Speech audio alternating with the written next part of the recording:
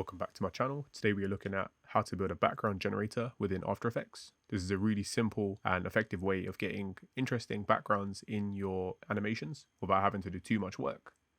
So first things first, we need to open a new comp. The size for this one will be 3840 by 2160, which is 4K.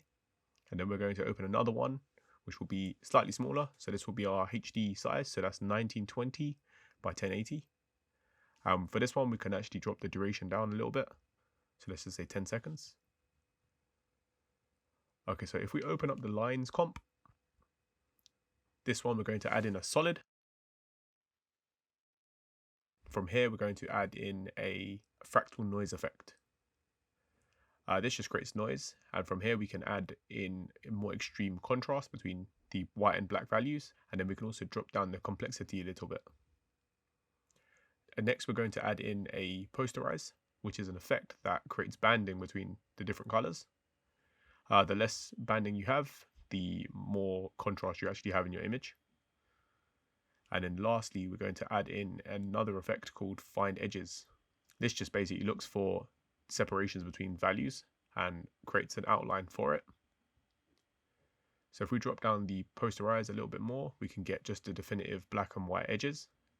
And we can also drop down the complexity a bit more to create more of a subtle effect. What we're going to do is actually animate the scaling effect. So we're going to insert a keyframe for the scale and then drop it down towards the end of the comp back to 100. This is a simple zoom, but over a 16-second duration, it'll be enough.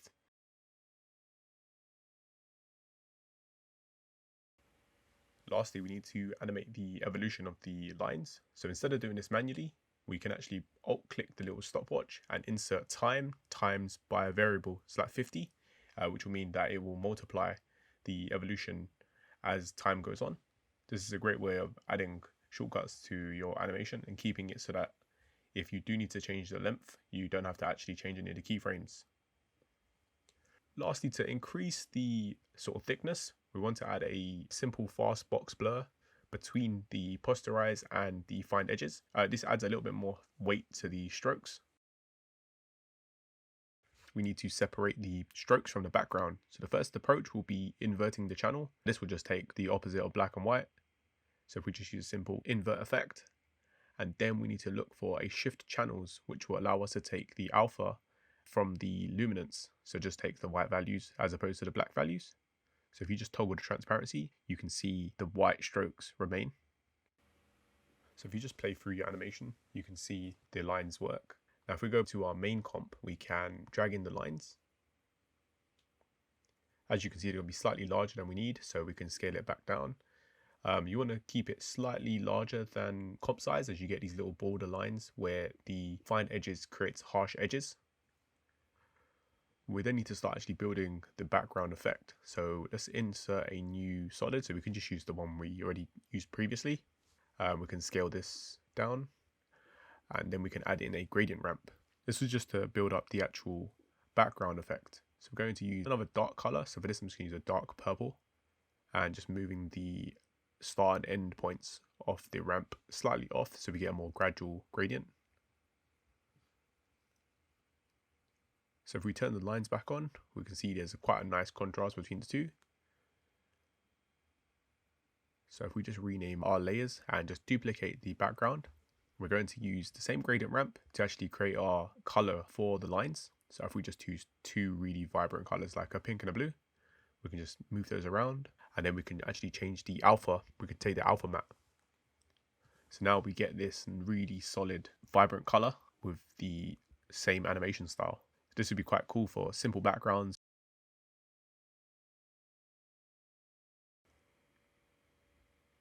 Instead of going over every single step of how to create different backgrounds, I thought it would be best to just show you how I would create some other variations, as there's literally millions of ways you can create.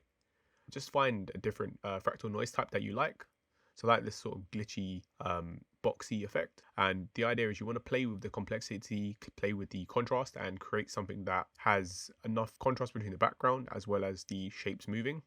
This can be either by the actual fractal noise itself or by playing with the evolution time.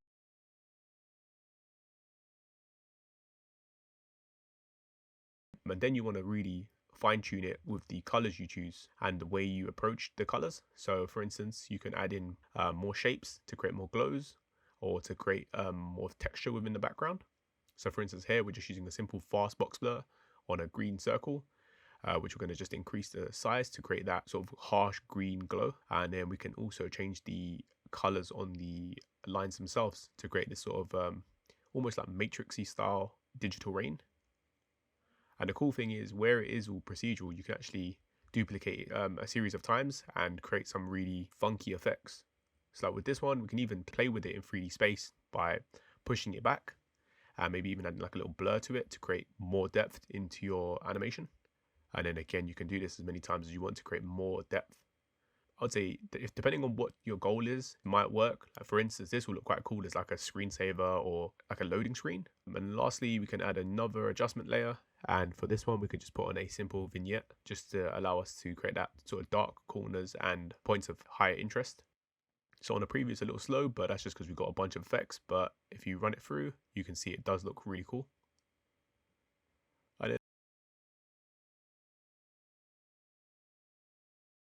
And we can also change it once again, so we can go for something completely different. So we're going to go for something more, maybe like something like magma, something a bit more orangey. So just find something that you like, and then we can start again just playing with the colors, playing with the way the comp has been set up.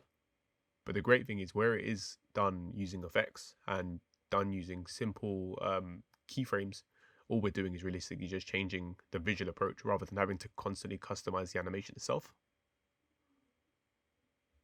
So as you can see, it's sort of like joining and disappearing. Kind of looks a bit like bacteria. So that's 3 different approaches. So I hope you found this interesting. Hope you found it useful. If you did, please subscribe. Thanks.